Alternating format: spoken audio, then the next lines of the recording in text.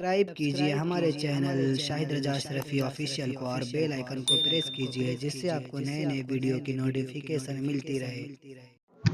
تو ناظرین السلام علیکم ورحمۃ اللہ وبرکاتہ۔ آج کا بیان حضرت مفتی سلمان ازہری کا بیان رہے گا کہ ہم مسلمانوں کی جنگ کیسے ہوتی تھی اور ہمارے آج کے نوجوان کس حالات میں ہیں۔ تو پورا بیان ضرور سنیں اور اس پر عمل بھی کریں۔ تو چلیے بیان شروع کرتے ہیں۔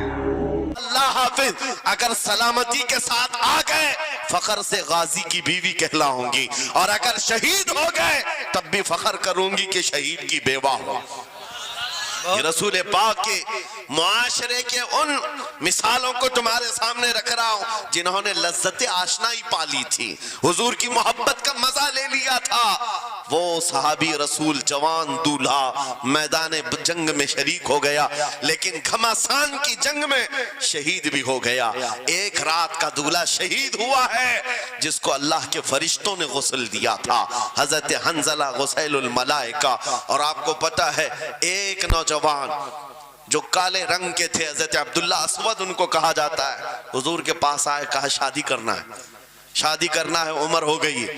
حضور پاک صلی اللہ تعالیٰ علیہ وسلم نے فرمایا کچھ ہے مہر دینے کے لیے، کچھ مال ہے؟ کہا کچھ ہے نہیں۔ کہا مہر کے لیے پیسے لے آؤ، شادی کرا دی جائے۔ اور اس کے بعد انہوں نے ادھر ادھر کیا، پھر حضور نے ہی ان کے لیے مال جمع کرنے کا انتظام کیا حضرت عثمان غنی کے ذریعے سے۔ ان کو مال دیا گیا، پیسہ دیا گیا، کہا جاؤ گھر کو بنا لو، سامان لے آؤ اور مہر کے پیسے جٹا لو، شادی کا سامان خریدو، مدینے کی انصار کی کسی بیٹی سے تمہارا نکاح ہو جائے گا۔ وہ نوجوان عبداللہ اسود غریب صحابی اور کالے رنگ کے تھے، انہوں نے شادی کا سامان خریدنے کے لیے مال تو جٹا لیا، بازار میں تھے، اعلان ہو گیا اللہ کے رسول صلی اللہ علیہ وسلم جنگ میں تشریف لے جا رہے ہیں، اچانک مشرکین کا حملہ ہوا ہے۔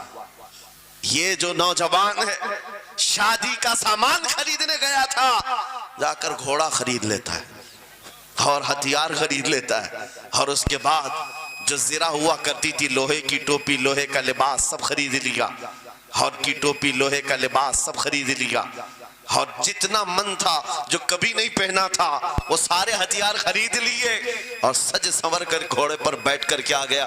جب میدان جنگ میں صفیں لگ رہی تھی شریک ہو گئے۔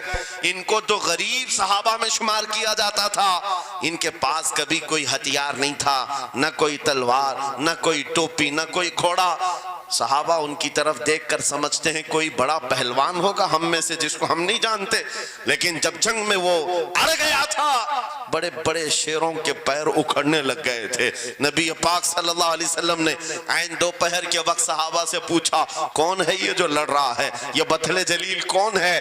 یہ چہرہ بھی چھپا ہوا ہے، پوری لوہے کی ٹوپی پہنا ہوا ہے، پورا جسم بھی چھپا ہوا ہے، قیمتی لباس ہے اس کے اوپر۔ صحابہ ادھر سے ادھر سے دیکھ رہے ہیں، کہا ہم میں سے تو نہیں ہے، یہ کوئی باہر سے آیا ہوا لگتا ہے۔ حضور مسکرا کر کہتے ہیں میرا عبداللہ اسود ہے جس کو شادی کے پیسے دیے تھے، جا کر اس نے جنگ کا سامان خرید لیا ہے۔ اور حضور پاک دیکھ کر مسکرانے لگے۔ شام سے پہلے اسی عبداللہ اسود کی شہادت بھی ہو گئی، وہ شہید ہو گئے میدان جنگ میں۔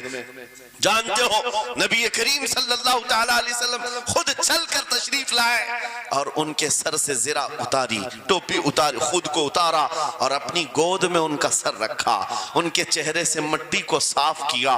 صحابہ کہتے ہیں اس قسمت پر قربان جائے، حضور کی گود میں ان کا سر دیکھ کر کے ہمیں رشک ہونے لگا۔ پھر حضور فرماتے ہیں من المؤمنین رجال صدقوا ما عاہدوا اللہ علیہ، مومنین میں سے کچھ بندے ایسے ہیں جنہوں نے اللہ سے کیا ہوا وعدہ پورا کر دیا ہے۔ میرے عزیزو یہ کٹ گئے، ختم ہو گئے، اپنے آپ کو فنا کر دیا۔ کون سی چیز تھی جو انہیں میدان میں لے آتی تھی؟ کون سی چیز تھی جو انہیں بستر سے اٹھا لاتی تھی؟ کون سی چیز تھی جو بازار میں شادی کے سامان خریدنے سے بدل کر وہ ہتھیار خریدنے پر آ جائیں. ارے جنگ میں جانا کوئی کرکٹ اور فٹ بال کا میدان نہیں ہے. ہتھیلی میں جان لے کر کے جانا ہے. اچھوں کے حالات خراب ہو جاتے ہیں, ایک ڈنڈا دیکھ لیں, لیکن وہ نبی پاک صلی اللہ علیہ وسلم کے ساتھ ایسے نکل پڑتے تھے جیسے لگتا ہے روز کا کام ہے. یہ کون سی چیز ہے جو انہیں لاتی تھی؟ وہی اقبال کہتا ہے عجب چیز ہے لذت آشنائی, عجب چیز ہے لذت آشنائی.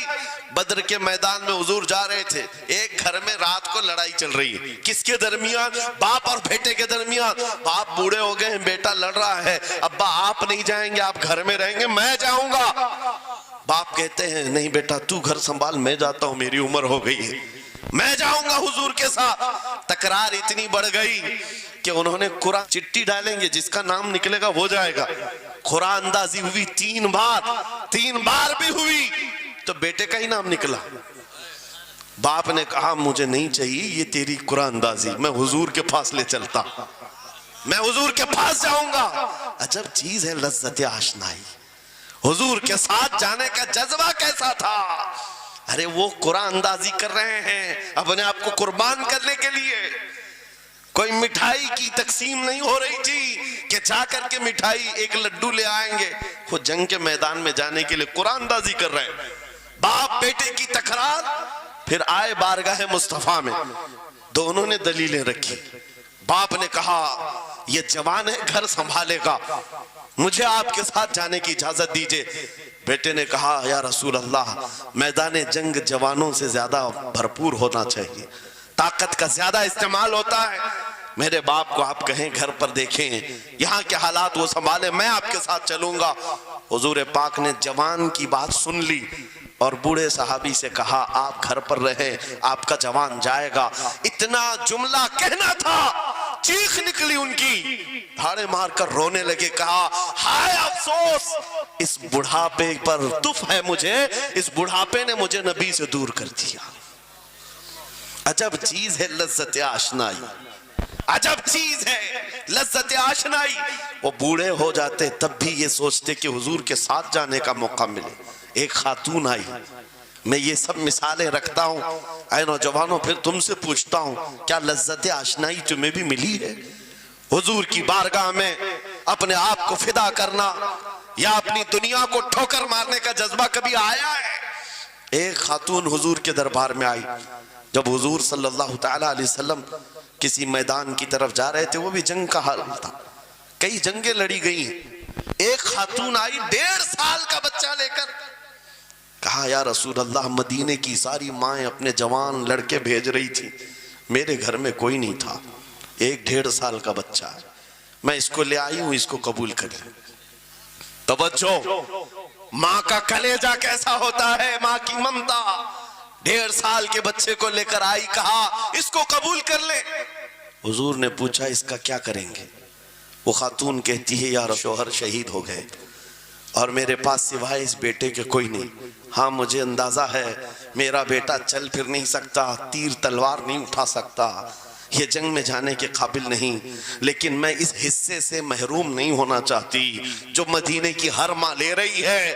بس یا رسول اللہ میرے بیٹے کو آپ کسی مجاہد کے ہاتھ میں دے دیں, جب دشمنوں کی طرف سے تیر چلے میرا بچہ ڈھال کے کام تو آ سکتا ہے, میرا بچہ ڈھال کے کام تو آ سکتا ہے. عجب چیز ہے لذت آشنائی, عجب چیز ہے لذت آشنائی. جسے یہ آشنائی کی لذت ملی ہے اس نے مصطفیٰ کریم کے قدموں میں بچے بھی وار دیے, سب لٹا دیا ہے. ان کے لیے مال کی کوئی اہمیت نہیں تھی.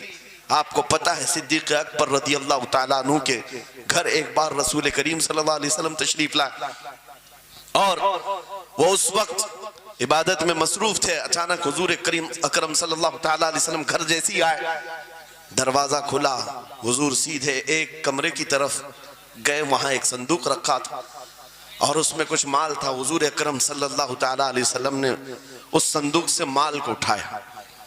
حضرت ابوبکر صدیق مسکرائے اور کہا شکرن للہ, اے اللہ تیرا شکر ہے.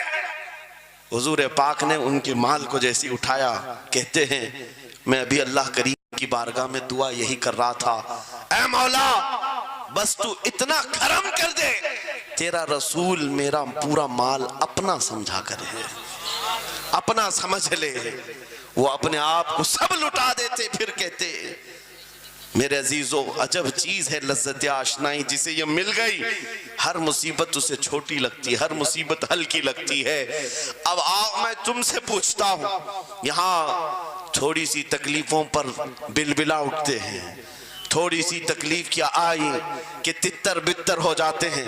तुम्हारे आज इत्तेहाद को देखने के लिए आंखें तरस गई हैं, हमारे इख्तिलाफात इतने बढ़ गए, इतने बढ़ गए। एक जमात है, एक सुन्नियत है, एक मसलक है, लेकिन एक दूसरे से मुसाफा करना नहीं चाहता, एक दूसरे से गले मिलना नहीं चाहता। उलमा की जमातें अलग, पीरों की जमातें अलग। क्या ये जीने के सलीके हैं? क्या तुम्हें लज्जत आशनाई नहीं मिली है?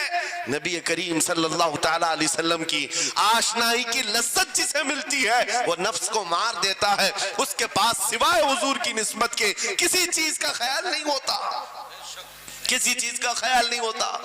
सहाबा इकराम की बात मैं आपको बताऊं, आज दुनिया में इस तरह हमारी तरफ जो नजरें उठी हैं उसकी वजह यह है कि हमें तोड़ दिया गया है। वो 100 साल पहले अंग्रेज यहाँ ये कहते थे, जिसको इकबाल ने कहा है, ये फाका कश मौत से डरता नहीं जरा, रूह मोहम्मदी इसके बदन से निकाल दो। 100 साल पहले अंग्रेजों ने कहा था रूह मोहम्मदी इसके बदन से निकाल दो। क्यों? जब तक रूह मोहम्मदी इसके साथ है, वही लज्जत आशनाई है जिसको मैं कह रहा हूं, वही इश्क मुस्तफा है। जब तक इसके साथ है ये मौत से कभी डरता ही नहीं है। इसको मौत से डराना है तो ये इस इश्क की दौलत को खींच लो, निकाल लो, रूह मोहम्मदी इसके बदन से निकाल दो। तुम सब नौजवानों को मैं तंबीह करता हूं मेरे अजीजों, रूह मोहम्मदी तुमसे छीनने के लिए दुनिया ने एड़ी चोटी का जोर लगा दिया है। तुम्हारे मुट्ठी में हर गुनाह को लाकर जमा करने की कोशिश की गई है। तुम्हारी आंखों को आज खरीद लिया गया, तुम्हारी हया का कत्ल कर दिया गया, तुम्हारे अखलाक कहां चले गए। हमारा वो नौजवान जब निकलता था तो उसके लिए फरिश्ते इस्तकबाल करें, उम्मत मोहम्मदिया का वो गयूर जवान जिसके लिए अल्लाह ताला ने तूफानों के रुख मोड़ दिए, समंदरों में रास्ते बना दिए, सिमट कर पहाड़ उनकी हैबत से राई। आज उसका हाल ये है कि पूरी रात पबजी में गुजार रहा है, ये टिकटॉक पर मुजरे कर रहा है। ये ला करके तुम्हारे हाथों में इसीलिए थमाया गया है, इसीलिए थमाया गया है। और एक जुमला मैं कहता हूं अजीजों, जब शेर अपनी शेरी छोड़ देता है तो बहुत सारे कुत्ते भौंकने लग जाते हैं। हाँ, कुत्तों के अंदर दम आ जाता है। आज देख रहे हैं हम, इधर से कुत्ता उधर से कुत्ता, हर कोई मुंह उठाए भौंके जा रहा है, कभी हुजूर पर, कभी इस्लाम पर, कभी कुरान पर। उसकी वजह क्या है? मोहम्मद अरबी के शेरों को नींद आ गई है, ये गफलत में है।